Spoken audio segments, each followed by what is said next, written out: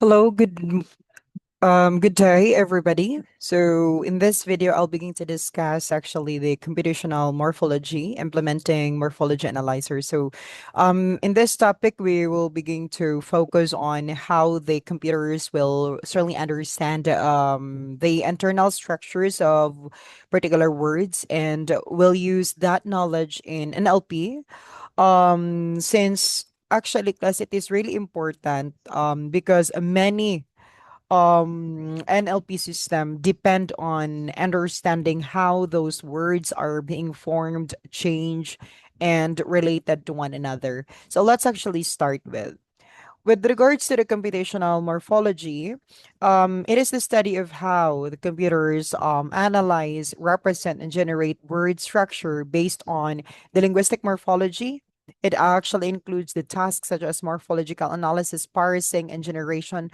So in this one, as being mentioned right there, it is actually focusing into how the computers certainly analyze, represent, and generate word structures based on those linguistic morphology. Then, in other words, it actually teaches computers how to break words into um, a specific meaningful parts, for example, like the roots, mga prefix and suffixes. So this is actually important because machines do not naturally know that related words like write, for example, writer and rewriting come from the same base meaning. That's why it is really important to really understand those things. Now, when it comes to the role in NLP system, as being mentioned, morphology supports NLP system.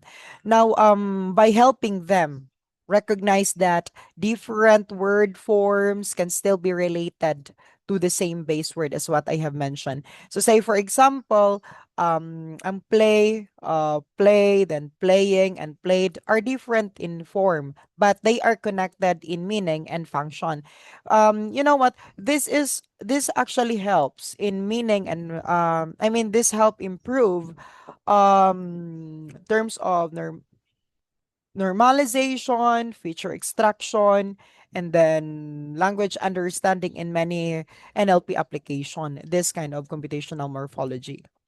Now, computational morphology, a computational perspective of morphology in um the NLP, from a computational perspective class, morphology is not only described as to linguistically described linguistically, because it is also represented in a form that machines can process. So this means that words must be converted to into a specific structured into structured or machine readable forms, for example, so that the systems can analyze and figure out or interpret them automatically. Because of this computational morphology, it becomes a formal and algorithmic part of the NLP. Sorry. Now, there will be importance of morphology in terms of NLP, which will be handling word variation. And this is the major importance in this field, since it actually help the system handle different forms of the same word. Without this, a computer may treat those played and playing as unrelated items, even though they are clearly connected. But without studying this one, we will not begin to really acknowledge those kind of functions class. By recognizing these relationships, systems become more efficient in tasks like the searching, mapa indexing, and text processing. Now, there will be improving language understanding. So, without this morphology, systems treat each word form independently, leading to fragmented understanding and poor generalization. So, that means to say, morphology also improve the language understanding because it certainly connect the word that share meaning but differ in form.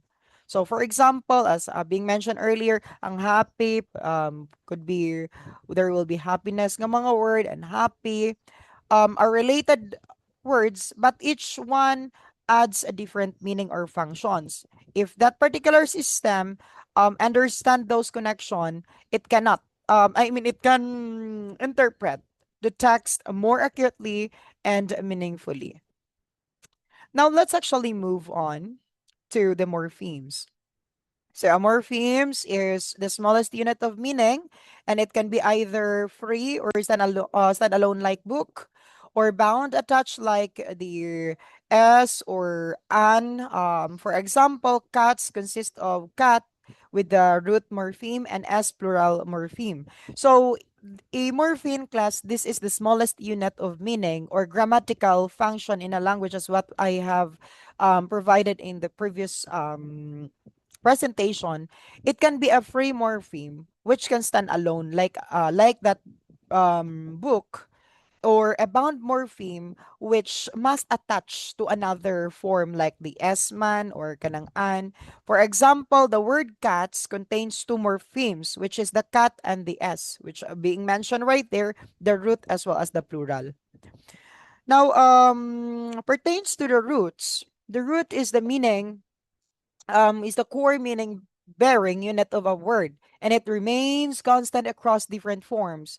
So for instance, writing and writer all share the root right. So when we say in our English actually class way back then, there will be a root word, certainly. The root is the main meaning bearing part of that specific word. It remains the central. It remains central even when affixes are added to create new forms. For example, ang arada, the writer, or writing, all share the same root, which is the right. Diba? Now, with regards to affixes, this is actually are added to roots to modify meaning or grammar, including the prefixes, there will be an, mga re. For suffixes, there will be ed or nes, and others depending on the language. For example, unhappy uses an to reverse the meaning of happy. So affixes, this is actually the unit added to the specific root to change the meaning or the grammatical function.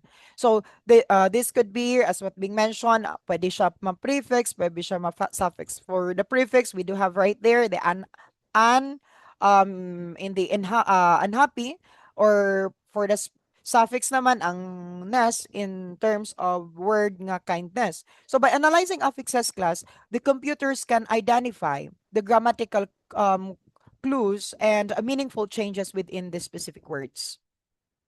Now, pertains to inflectional morphology. Actually, sulit-sulit na lang natin nato ng topic. This is actually the world of NLP.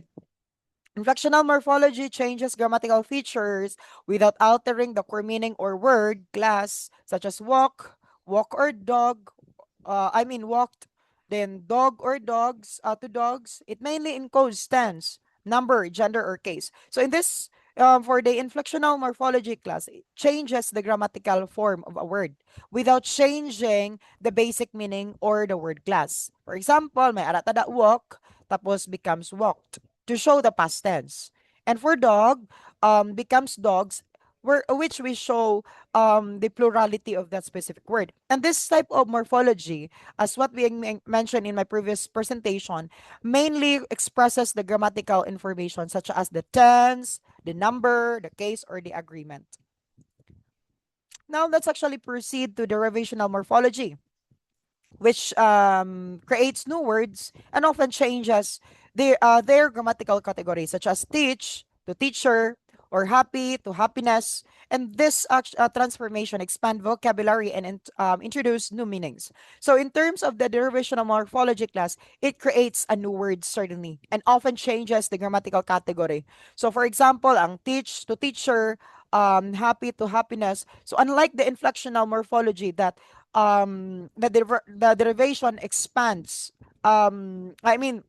in terms of derivational morphology, derivation expands actually the vocabulary and can create a word with a new role or meaning. Now, when it comes to affixation, this actually involves attaching the prefix or suffix to the root, making it the most common word formation process. For example, redo adds a prefix while kindness adds a suffix. So affixation, this is gonna be the process of attaching those prefix and suffix to the root word or the stem. So it is one of the most common ways words are formed in many languages, especially in English. For example, redo it actually uses a prefix, while kindness uses a suffix, as being stated in our example. Now, for compounding, this gonna be combining two or more words into one, such as the notebook or sunlight. These compounds often carry meanings derived from both components. So, certainly in this particular word, compounding happens when two or more words combine to form a single new word. Example, the notebook, there will be note and the book, then sun and the light. That is actually a specific morphological process for which is we call that as compounding. Now, these compounds often carry a meaning that comes from the contributions of both parts. So, of course, there will be a new, particularly new meaning for this compounded word when we will begin to um understand it deeply, class. There are the first word, the second word, they do have different meaning beforehand. However, when we combine them, it will also shows, or we can interpret this that with a certain new meaning, of course. Now, for more there will be other processes which include reduplication, may mga clipping, and vowel changes. So example for that, sing into sang. And this variation clash show that morphology is not always linear or rule based. So not all that means to say not all of the morphological changes happen through the prefix or the suffix, but some words are changing through other processes such as those mga vowel alternation, mga reduplication, or clipping. So for example, ang sing na ano siya into sang, which actually shows that morphology can also involve internal changes. Now let's actually discuss what is a morphological analyzer. Morphological analyzer, it is a computational tool that identifies the internal structure of words by separating roots, stems, and affixes, and its output may include the lemma, grammatical features, and structural word representation, which can then be used by NLP systems for further analysis. That means to say, this is a computational tool that identifies the internal structures of that specific word, and it separates the roots, the stems, and affixes. Then it may also assign grammatical features such as the tense or a number. And that the output is useful because it gives the NLP system a structured understanding of that specific word. For example, analyzing replayed results in re plus play plus ed, identifying prefix, root, and tense marker, this structured output helps in NLP systems interpret meaning and context. So, in that particular example, class, we do have the re, play, and ed. In this case analysis, re is the prefix, then play is the root word, and ed is the tense marker. So, this help actually that um the system understand both of the meaning and grammatical role of that specific word. Now, in terms of morphological analysis versus the morphological parsing, morphological analysis identifies the internal components of a word, such as its root, affixes, and grammatical features like the tense, number, or case. So that means to say, morphological analysis are actually identifying the parts of a specific word and the features that they express. And morphological parsing goes a step further by organizing those parts into a structured representation based on a formal rules. In short, analysis actually finds the pieces while parsing shows how those pieces are formally arranged. That's how it works. And we actually have here the functions and goal of morphological analyzers, which will be the word decomposition. And one of the function of morphological this is one of the function of the analyzer, morphological analyzer. That means to say, this means that the system breaks a complex word into smaller, meaningful components, such as may ara roots and affixes. By doing this, the analyzer can better understand the word, even if they are unfamiliar or newly encountered that specific word. And then there will be normalization. This is also another important function in morphological analyzer, which reduces the different word forms into a common base form. And for example, may ara tayo running and run can both be linked to the base from run. And this allows that the system to treat related words as one concept instead of many separate entries. And then we also have here the stemming, lemmatization, and morphological normalization. For this one, it helps reduce word variation so the text can be processed more consistently, and stemming usually removes those affixes and using simple rules, while lemmatization uses the grammatical structures and lexical knowledge to return the correct base form. For example, ang studies nga word is more accurately reduced to study through the lemmatization. And then, mm, we also have here the the approach to the methodological analysis, which is the rule-based approach. And the rule-based approach class uses handcrafted linguistic rules um, to analyze a specific word structure. That means to say it is often very accurate and interpretable because the rules are explicitly defined by expert. However, it also requires a lot of linguistic knowledge and effort to develop and maintain. And of course, it is a bit of extensive approach. For the rule-based morphology, the system uses explicit rules that describe how the root and how the affixes being combined.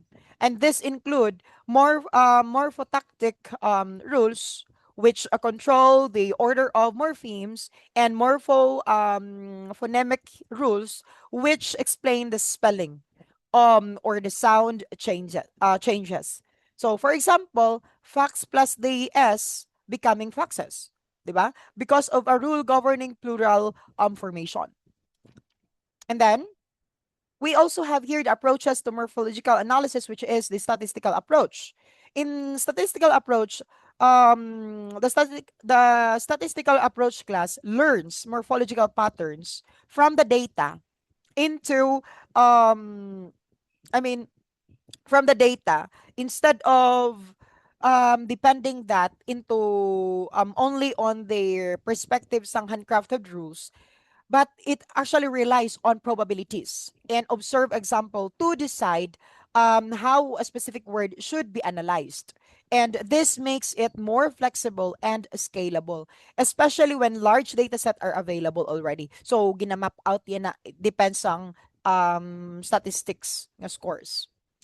Now, there will be hybrid approach.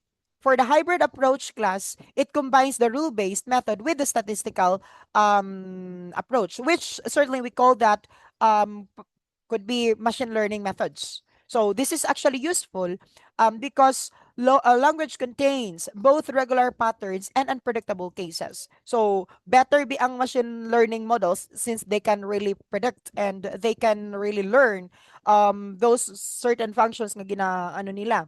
Ang ila by its function they can really learn to behave. Unlike with the rule base standalone nga, it might be um there will be a tendency nga may problem da, and with the statistical as well there will be a tendency nga ma-place niya into a wrong map, ma-map out niya into wrong specific connection. So this is useful because language contains both um regular patterns, and unpredictable cases. So by combining both of the approach, the system can really achieve better balance between the precision and adaptability.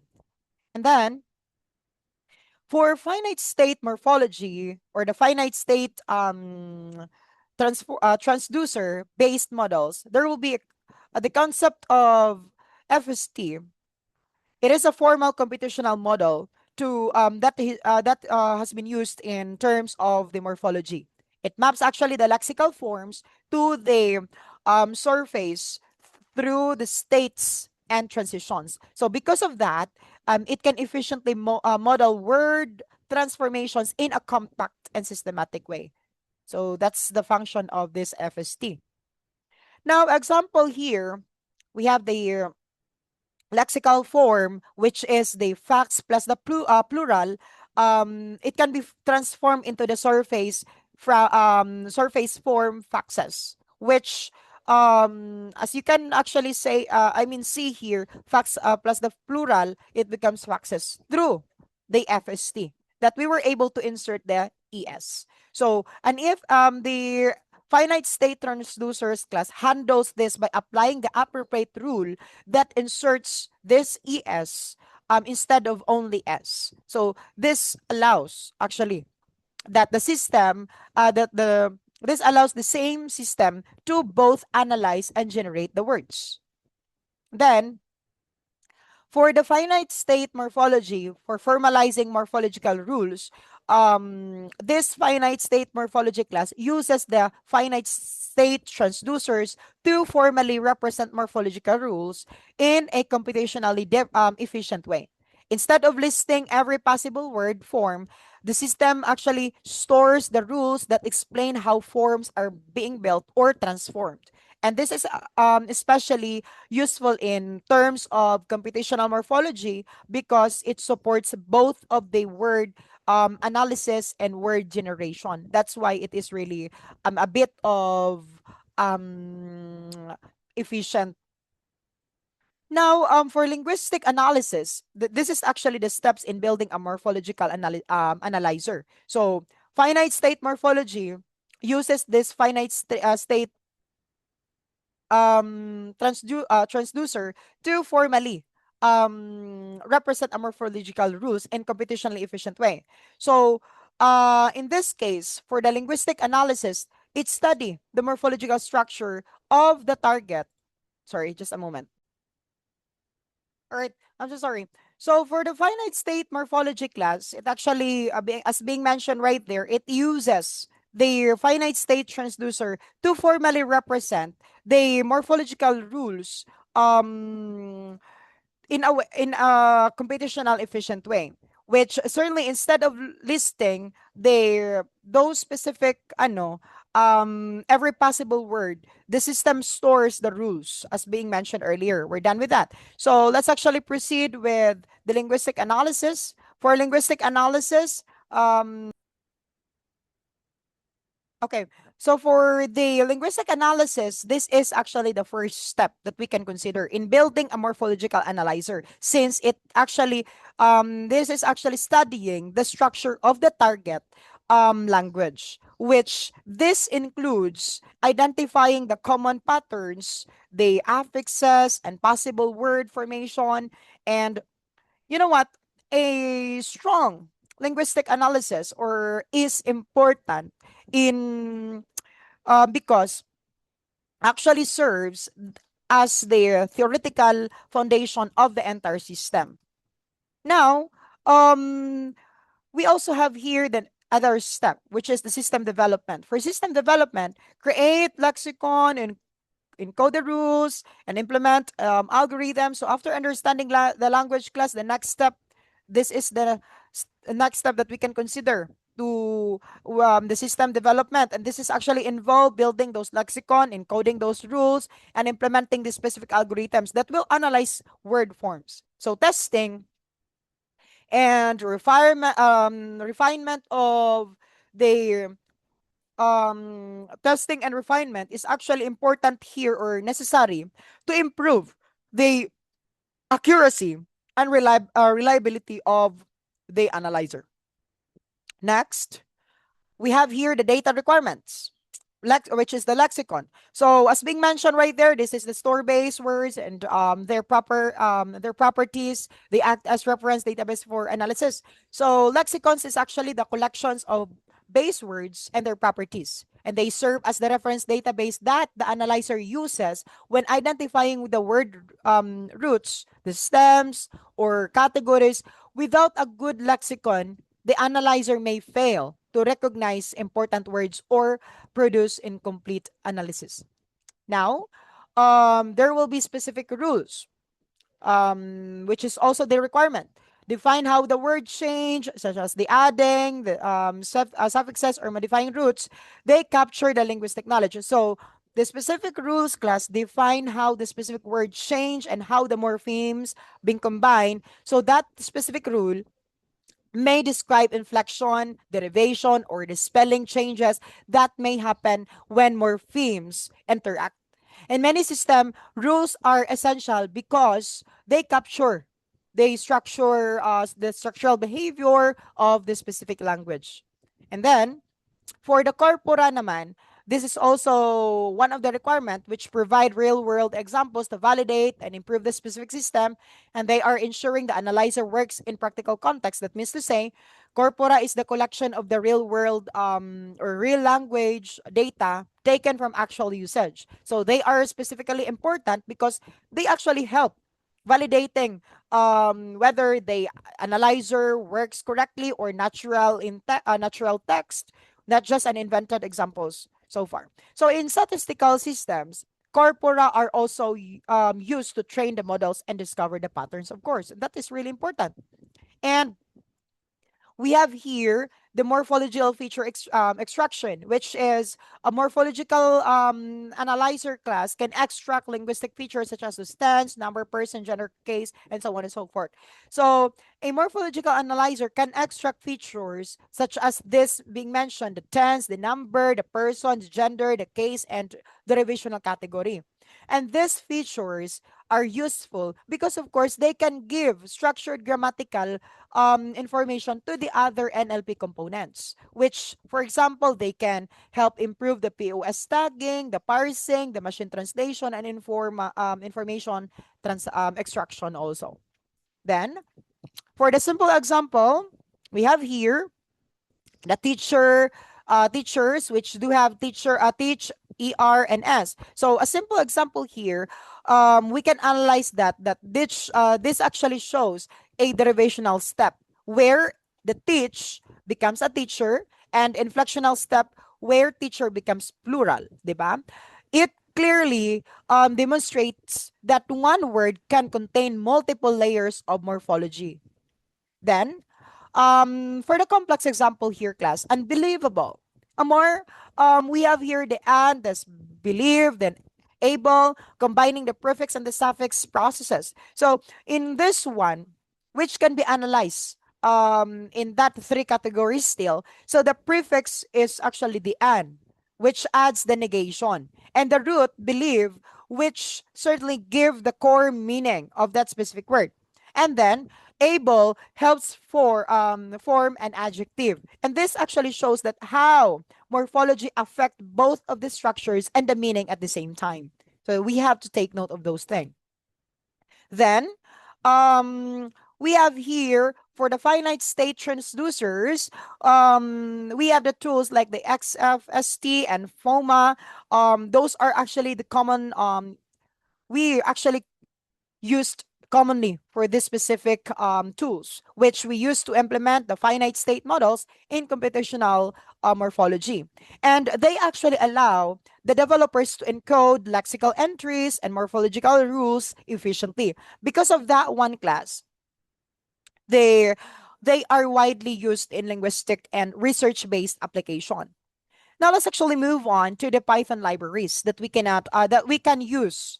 So the libraries that we can use here, such as the NLT, TK, and Spacie, provide practical tools for stemming, mga lemmatization, and other word level processing tasks. And they are actually useful because they are easy to integrate into the NLP applications and workflows. So take note that They are useful because they are easy to integrate into NLP application and workflows, while they may not always be formal as a um, finite state transducers tool.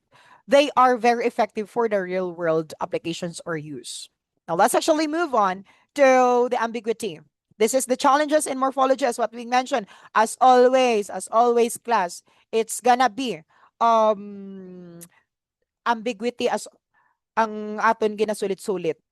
Now, words like flies have multiple meaning and structures, making analysis complex. Context is often needed to resolve ambiguity. So this is one of the major challenge in morphological analysis, which certainly always man tana halin pa prelim term up until so on and so forth. Always ambiguity is our major challenge in terms of this NLP topics. So a word like the flies is being stated there can be interpreted as a plural noun or as a verb, depending on the sentence actually. Because of that, the context is often needed to decide which analysis is certainly correct. That's why we actually do have a certain statistical tool, or it could be the rule base, or either pwede man ang mga machine learning models, which certainly can capture that out effectively. Then, other challenges will be the irregular forms, which irregular forms like went from go do not follow standard rules, and this must be handled separately. So another challenge is the irregular forms, which do not follow the usual morphological rules. Meaning to say, for example, the past tense of go is went, not ibutang to sabi not goad or GOED. But in the but nga ta siya ED, no, that's not the past tense. So this exception must often be stored separately or handled with special rules in the analyzer. That's why kung ma-rule based ka lang always, it is really gonna be the problem, because there will be such a situation nga go tapos butangan mo siya past tense as goad. No, that's not gonna work, di ba? Now, one of the morphological processing tasks in NLP. In NLP, morphology supports core processing tasks such as this morphological analysis, parsing, stemming, and so on and so forth. So, in NLP class, morphology supports this several tasks that we've mentioned. The analysis in terms of parsing, the stemming, the lemmatization, and feature extraction. And that particular task reduce the vocabulary variation and improve the word level understanding. And as a result of that, they make downstream NLP application more accurate and more efficient, of course. Now, let's actually proceed to the applications in NLP where we can apply this specific field. Now, we can all actually apply this in POS tagging, or the part of speech tagging. One of the application of morphology, which certainly morphological clues such as the suffixes can help identify whether a word is a noun. It could be a verb, it could be the adjective or another category. And for example, the plus ed often signals as a verb form, while the plus ness often signals as a noun. So we can actually work on with that one effectively. And in terms of machine translation, this is also the morphologic application. Morphology is really important in this field because grammatical information must be preserved across languages. So features such as the tense, the number, and agreement often affect how a word should be translated. And if the system understand morphology well, so it can produce more accurate and natural translations. Now we have here another applications in LP, the informations, retrieval, and search. So morphological processing class improves information retrieval by linking related word forms under a common representation. For common representation, for example, a search for connect can also return results containing connected, connecting, or connection. So this improves recall while still preserving meaningful relevance in search results. Now, for accuracy metrics. For the accuracy metrics, we have the evaluation uses metrics like the accuracy, precision, recall, and this measures correctness of the analysis. So To evaluate class in morphological analyzers, we use the specific metrics such as the accuracy, precision, and recall. This is gonna be always gina check. And this will really help to measure how correct and complete the system's analysis is. You know what? A high score means that the analyzer is performing well, but it should still be examined carefully because it might be there will be overfitting or underfitting that might occur in that particular applications, or pag train mo or pag verify mo. It depends on the balanced data set still. Now, for error analysis, we have here analyzing mistakes, helps refine rules and models. It reveals weaknesses and or handling exception. So error analysis class is important because it will really help us to understand why the system makes mistakes. So these mistakes may come from ambiguity. Could be missing rules, it could be irregular forms, or incomplete lexical entries. So by studying the errors, we can improve the analyzer more effectively.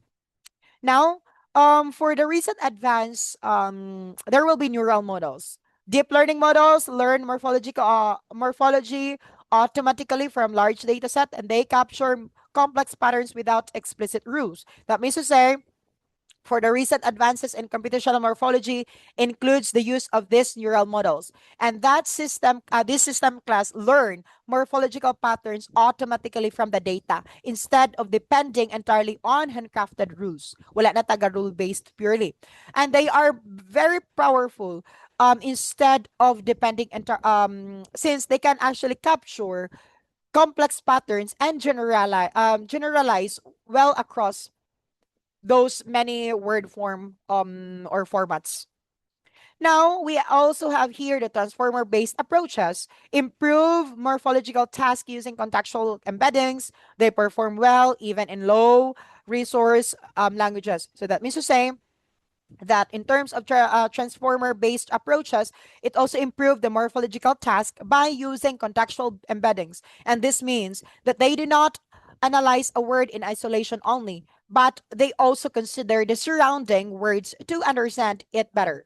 So because of this, the transformer perform especially well in terms of complex tasks and even in some low resource language settings. Now, in um context of our topic for today, computational morphology allows NLP systems to process words as structured units by analyzing their roots, affixes, grammatical features, and morphological patterns. So through analyzers, rule-based methods, the finite state models, and modern neural approaches, it supports important tasks such as the normalization, parsing, feature extraction, translation, and search. So to sum it up, computational morphology class really help the NLP system process words as the structured units rather than just strings of letters. So through analyzers, rules, finite state models, and model neural approaches, it certainly supports many important tasks such as the normalization, mentioned tada, parsing, feature extraction, translation, or even search. So this actually shows that the morphology is not only a linguistic topic, hence, also a very practical and essential part of computational language processing. So that's gonna be the topic. That actually ends with our topic. I hope this discussion really helped clarify how computational morphology works and why it matters in terms of NLP. And I also hope that in terms of those examples and application made the topic easier to understand. And class, make sure to also put in the comment section what have you learned in this particular topic as for your plus point in your quizzes. And that serves as your activity in this discussion. Thank you so much. And yes, goodbye and have a great day.